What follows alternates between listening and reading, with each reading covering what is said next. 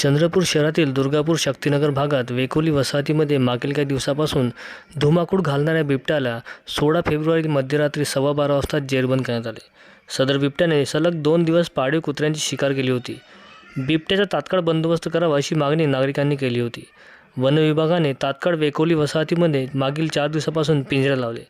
अखेर 16 फेब्रुवारीच्या मध्यरात्री बिबट्या त्या पिंजऱ्यात अडकला। बिबट्या जेरबंद झाल्याने नागरिकांनी सुटकेचा निश्वास घेतला। मात्र अजूनही दुर्गापूर व उल्हासनगर भागात 2 बिबट्यांचा वावर आहे, त्यांचाही बंदोबस्त करावा अशी मागणी वन विभागाला नागरिकांनी केली आहे।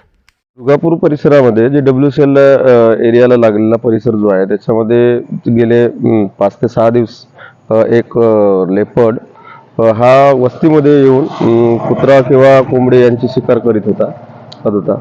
लोकांच्या तक्रारीनुसार आम्ही त्या ठिकाणी पिंजरे लावलेले होते आणि 4-5 दिवसापासून जो त्या ठिकाणी आम्हाला हुलकावणी देत होता वन विभागाला तो काल रात्रीला 10-10:30 वाजता पिंजरा बंद झालेला आहे। तो ते आता रेस्क्यूमध्ये आहे का?